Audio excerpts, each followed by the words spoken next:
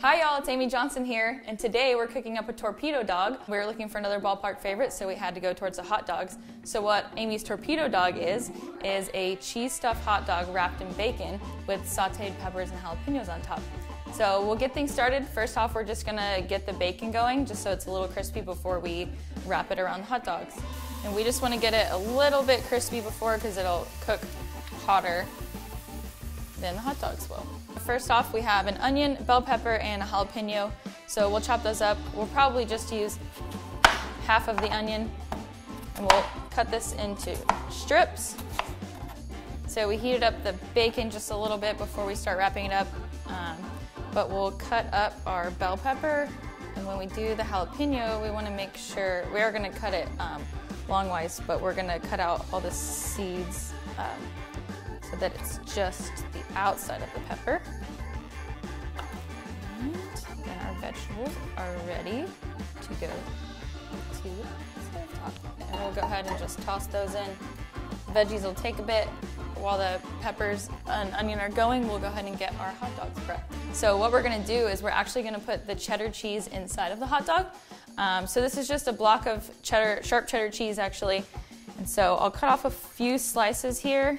Luckily how tall the cheese is about half of what the hot dog is. So I'll take one slice of the cheese and cut it in half. And these slices will end up fitting perfectly in the hot dog. So I want 4 of those little slices for each hot dog. So then the hot dogs, super simple. Pretty much any kind of knife is gonna slice right through them. So you don't wanna cut it all the way through, just enough to where we can fit the cheese in there. I'll take like 2 slices of each cheese, put those on top of each other. They'll fit right in here, and then 2 on the other side. And the benefit of using this sliced cheese rather than the shredded cheese is that there's more cheese because it's stuck together.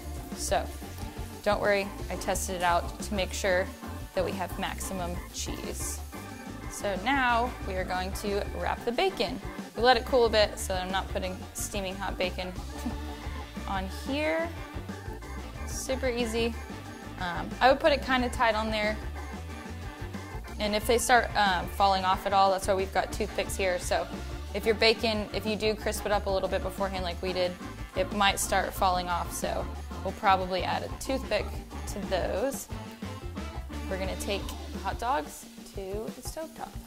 These are nonstick pans, so I don't have to put anything else in them. But the hot dog will start to beef up a little, and of course the bacon will start to crisp. Roughly 10 minutes or so, and we'll rotate them about every 2 minutes or so until the bacon looks like it's cooked through, and the cheese will also start melting as well. So now that we've rotated the hot dogs, we'll go ahead and take them off. Some nice crispy fried cheese in there.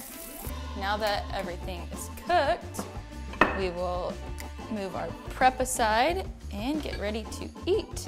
So if you want ketchup or mustard, I would suggest putting it on there first. I know you see pictures everywhere and it's aesthetically pleasing if it's squirted on top, but that's totally not practical. Now we're gonna go ahead and put the hot dogs in. Obviously, if you use toothpicks like we did, go ahead and take those out and you'll stick the dog right in there. All right, and then we'll just add peppers and onions, of course, to the top. So colorful and fun. And this is Amy's torpedo dog. Now try this Blue Ghost rendition of a ballpark favorite right at home with your family.